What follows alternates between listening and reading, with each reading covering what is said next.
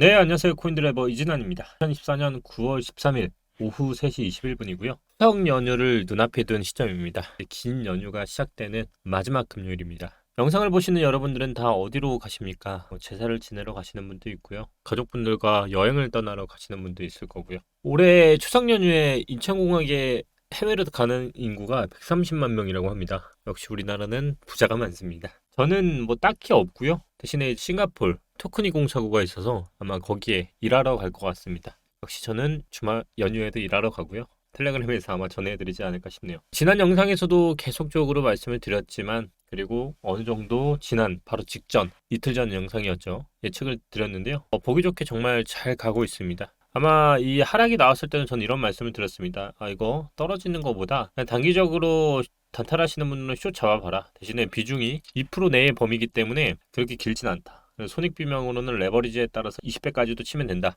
라고 말씀을 드렸고요. 우선 찍자마자 또 반등이 나왔습니다. 현재 모양을 유지하고 있고요. 오늘은 이거 이어서 이제 어느 정도 또 이게 예측이 또 100% 잘 맞았기 때문에 다음 예측도 좀 하면서 흐름 전체적으로 잡아드리도록 하겠습니다. 일단 한 주가 마무리되고 다음 주까지 거의 일주일 정도 영상이 또 안 올라오고 텔레그램 통해서만 전달하기 때문에, 혹시나 영상이 안 올라온다고 생각하시는 분들은 제가 이제 토큰이 공사하고 관련해서도 아마 시세 급등이 일어날 거라 보고 있습니다. 그런 부분에 있어서 반드시 영상 하단 댓글 통해서 텔레그램 무료 입장하시면 계속적으로 호흡 가능하니까요. 지금 잠시 영상을 멈추시고 들어오시면 좋을 것 같습니다. 일단 잘 알다시피 어제 일단 많은 결과치가 나왔습니다. 종합적인 정리를 해보자면 물가는 일단 실망했고요. CPI는 대체로 예상과 부합을 했고요. 그러나 근원 CPI가 예상을 웃돌아서 여파의 기대가 약화됐습니다. 여기에 해리스가 선전을 했습니다. 트럼프 토론을 보셨으면 아시겠지만 개발렸습니다. 발렸습니다. 트럼프가. 참 웃기죠. 트럼프와 바이든이 할 때는 그 할아버지에 대한 프레임으로 치매가 걸렸느니 뭐면서 다 우세를 하다가 해리스로 바뀌고부터는 트럼프가 조용해지고 있습니다. 역시나 이런 선전 효과를 봐서 그런지 트럼프 관련주가 약세로 변하고 있고요. 오늘 미의 발표 다음 주 FOMC 금리 결정에 반영된 마지막 비표인 만큼 관심이 필요한 시국이라면서, 일단 FOMC가 이제 다음 주 바로 여러분들이 추석이 끝나는 그 다음 17, 18일에 또 이렇게 있을 예정입니다. 결국 이 시점에서 우리는 월가의 격언이 한번 떠오르는 것 같습니다. 팔고 나면 실망하고, 하고 나면 후회하고, 가지고 있으면 걱정되고, 아무것도 안 하면 초조하다. 야, 진짜 이게 누가 만들었는지 진짜 기가 막힙니다. 딱 그렇지 않습니까? 팔고 나면 실망하고, 사고 나면 후회하고, 가지고 있으면 걱정되고, 아무것도 안 하면 초조하다. 저는 현재 구간이 참 안타깝게도 분할 매수 구간이라고 말씀을 드리고 있습니다. 50K가 뭐 깨진다고 보시는 분 당연히 있을 거고요. 아니신 분도 있는데, 저는 뭐 말씀드렸다시피 계속 그냥 비트코인 가격 상관없이 사고 있습니다. 그만큼 이제는 별 중요하지 않다라고 생각을 하고 있고요. 얼마나 더 잡겠습니까? 제가 뭐 마이너스 8% 물리면 어떻습니까? 마이너스 20% 물리면 어떻습니까? 그냥 저는 사고 버팁니다. 그게 이제 돈 버는 비결이라 보고 있고요. 또 여러 가지 데이터 중에 또 종합적인 상승 데이터가 나오고 있는데요. 바로 그냥 유동성 데이터입니다. 그냥 트위터에 이코노마 카사라는 분이 남긴 데이터기도 한데요. 이게 이제 어떻게 보냐면 이 빨간색과 검정색 두 개의 줄이 있죠. 이게 유동성 지수를 12주 간격으로 했을 때 선행하는 과정을 나타내는 차트입니다. 유동성이라는 게 뭡니까? 제가 유동성은 결국 자금이 들어오는 지표라고 말씀드렸고, 이 지표 유동성이 돈이 들어와야만 차트가 뛴다 했죠. 대표적으로 코로나 때 유동성이 풀리면서 차트가 뛰었습니다. 결국 지금 보시면 거의 끝자락, 거의 긴 6개월간의 횡보의 끝자락에 지금 모여져 있고요. 선행하는 지표이기 때문에 곧 시세가 분출이 가능할 그 시기 4분기에 접혀간다라는 데이터를 남기기도 했습니다. 저는 그 중에서도 가장 대표적으로 이 차트를 지금 꼽고 있는데요. 이게 뭐냐면 이 선을 잘 보시면 이 첫 번째 구간, 바로 비트코인 마의 6천 구간이 깨지고 그 다음 이제 횡보를 한 후에 비트코인 다시 이 긴 하락장을 돌파하는 이 시점 있죠. 이 구간, 그리고 여기, 그리고 코로나 이후 하락이 나온 후에 다시 돌파하는 흐름, 그리고 시간이 지나서 쌍봉을 찍고 반감기 후에 다시 내려왔다가 ETF 승인이 되고 다시 조정을 받고요. 턴을 하는 이 시점, 다 지금 보면 이 흰색 구간 안으로 추세선들이 들어오죠. 이 구간들이 다 뭐였을까요? 시간이 지나면 다 저점이었던 곳입니다. 제가 계속 말씀드리는 그 구간 말씀입니다. 지금 50K냐 42K가 중요한 게 아니다. 지금은 그냥 분할 매수를 할 때다. 잘 보시면 이 구간 때도요, 이때와 이때 가격은 분명히 다릅니다. 하지만 시간이 지났을 때 이 가격은 우리가 극도로 잡고 싶어하는 매수 구간이었다는 겁니다. 그만큼 보통 상승 사이클과 하락 사이클은 짝수로 끝나잖아요. 지금 보시다시피 이 사이클 안에 들어오는 거는 사실 3번밖에 없습니다. 그렇기 때문에 이 사이클 안으로 들어가는 이 챕츠의 4번째 차트가 아직 만들어지지 않았고 이제 3번으로 넘어가고 있다는 것을 봤을 때 충분히 아직도 매수 구간이라고 저는 개인적으로 생각을 하고 있고요. 지금 저점이 깨지냐 안 깨지냐 사실 그렇게 중요하다고 생각하지 않습니다. 계속 말씀드렸다시피 그거를 반증하는 게 바로 거래량입니다. 거래량이 이미 1월에서 8월의 거래량이 2021년 강세장보다도 많고요. 거래량이 결국 있다라는 거는 그 거래량이 누구에 의해서 발생했는지를 따져봐야 한다. 근데 그 거래량의 대부분의 발생이 개미가 아니라 ETF 기관들이 발생을 했다는 거다.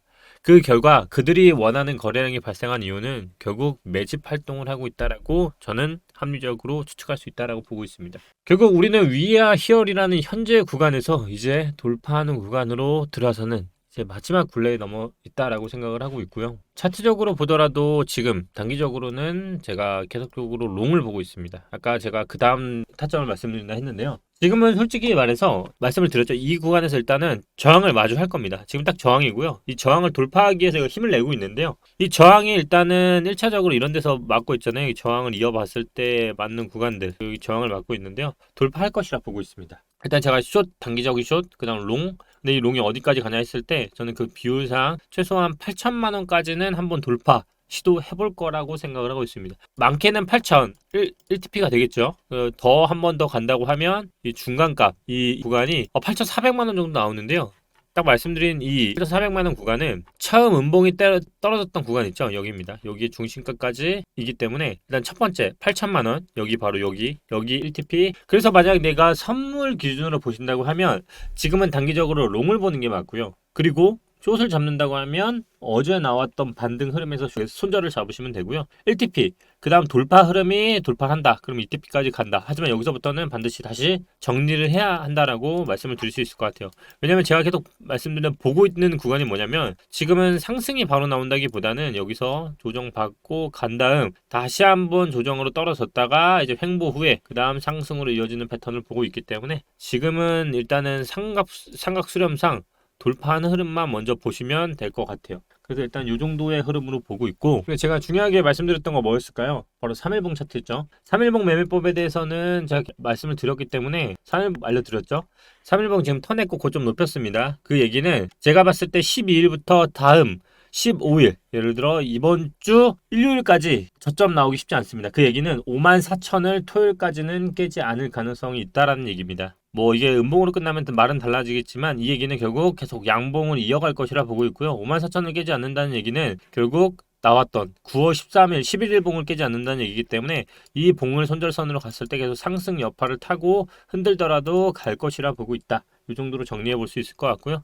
3일봉의 힘은 그만큼 좀 크다. 왜냐면 3일봉이 턴을 하는 턴은 진짜 추세를 반전하는 턴이기 때문에요.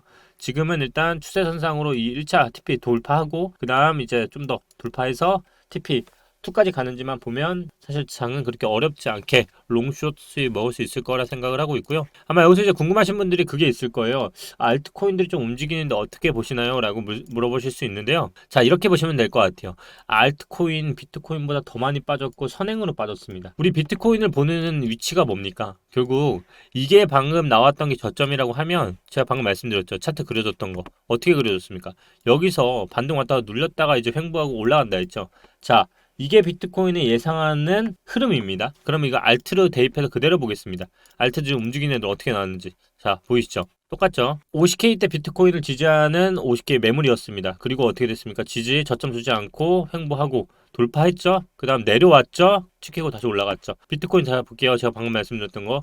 어떻습니까? 똑같죠. 선행을 할 뿐입니다. 그래서 이게 먼저 띄운 애들은 알트코인도 시세 분출하는 거 맞다. 그래서 저점을 분명히 나오기 때문에 횡보하는지만 보면 될 것 같고요. 일단 알트가 그래서 비트코인이 먼저 올랐을 때는 먼저 알트코인이 빠졌잖아요. 근데 이제 알트가 그만큼 많이 빠진 애들은 이렇게 시세 분출을 하면서 더 이상 떨어지는 것을 좀 막기 위한 과정인 것 같고요. 결국 비트코인이 횡보한다는 거는 알트코인들이 오른다라는 의미도 갖고 있지만 또 반면에 떨어졌을 때 매집을 하는 활동으로 넘어갈 수도 있어요. 그래서 여러 가지 의미를 좀 담고 있기 때문에 만약에 내가 정말 잡고 싶다. 그럼 요 요 구간에서 차트가 횡보하는 애들 있죠. 요거를 좀 잡아보시면 될 것 같아요. 무슨 말이냐? 예를 들어 세타 토큰, 헌트 이런 것들 보면 아주 웅덩이를 그리고 시세 분출을 안 하고 있어요. 이렇게 시세 분출을 안 하는 애들은 다시 한번 시세 분출을 해서 다시 눌렸다가 내려올 가능성이 있으니까요. 단타는 거래량이 없기 때문에 사실 비추었는데요. 그냥 차트가 어떻게 흘러가는 정도만 느낌만 살려보시면 될 것 같고요. 이렇게 오버스 같이 이렇게 아직까지도 시세 분출 안 하는 애들, 이런 애들은 다시 한번 분출했다가 내려 눌릴 수 있으니까 그냥 알트코인이 오른다는 이유는 그냥 차트적으로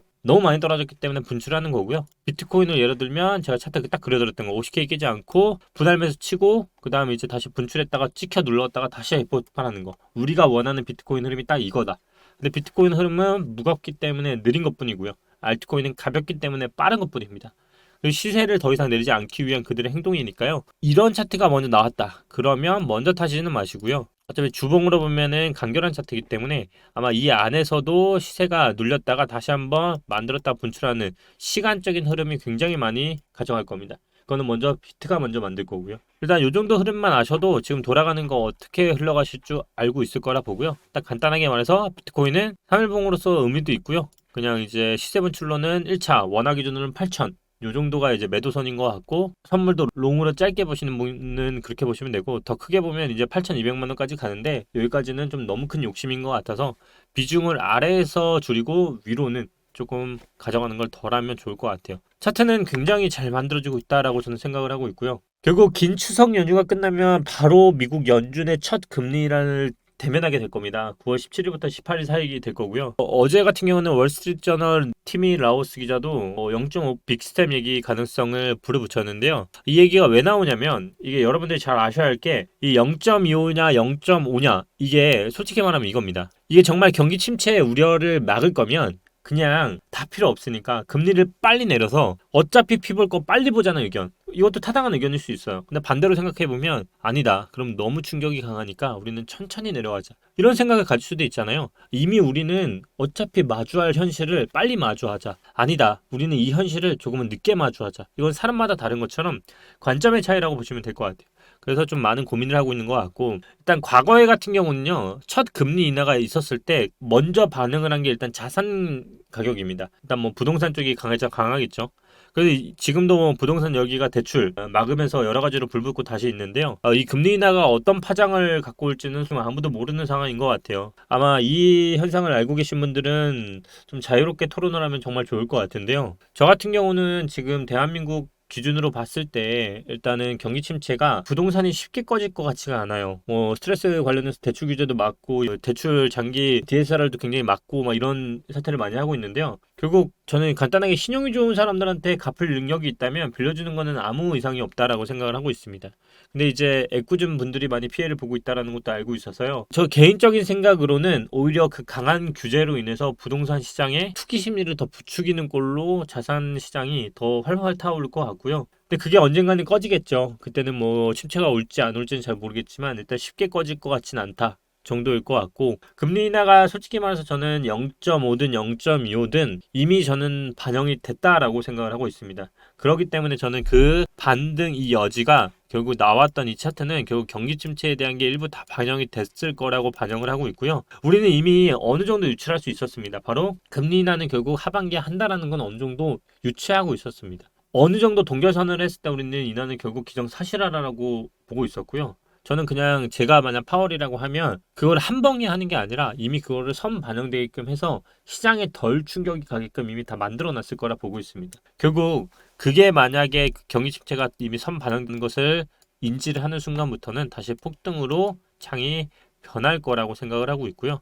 결국 이 지금 하락이 이렇게 꺾이는 흐름보다는 이제 반등으로 턴을 하는, 아니면 반등 후 횡보에서 끝나는 이 봉으로 어느 정도 장이 끝 자락에 오지 않았나라고 생각을 합니다. 9월은 정말 역사적으로 매수 찬스였을지, 아니면 9월은 끔찍한 한 해로 남을지는 이제 불과 보름도 남지 않았습니다. 추석 연휴 즐겁게 보내시고요. 추석 기간에 저는 계속적으로 업무를 보니까요. 이번에 싱가포르 가면서 토큰 2049 참가하면서 많은 것들 정보 전달 드리도록 하겠습니다.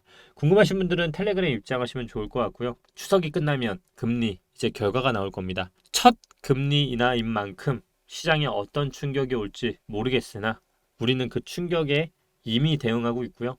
우리는 이미 50K가 깨지더라도 시드를 분할 매수한다는 그 마음 잊지 마시고요. 월가의 격언처럼 팔고 나면 실망하고 사고 나면 후회하고 가지고 있으면 걱정되고 아무것도 안 하면 초조한 그런 사람이 아닌, 우리는 반대로 팔고 나면 잘 팔았다가 되고 사고 나면 잘 샀다가 되고 가지고 있으면 남들보다 더 저점으로 그리고 더 흡족한 결과를 마주하는 그날까지 함께 하도록 하겠습니다. 여러분, 풍성한 한가위 되시고요. 긴 연휴 동안 즐겁게 보내시고요. 연휴가 끝나면 뵙도록 하겠습니다. 오랜만에 띠띠빵빵으로 마무리하겠습니다. 띠띠빵빵 이진환이었습니다.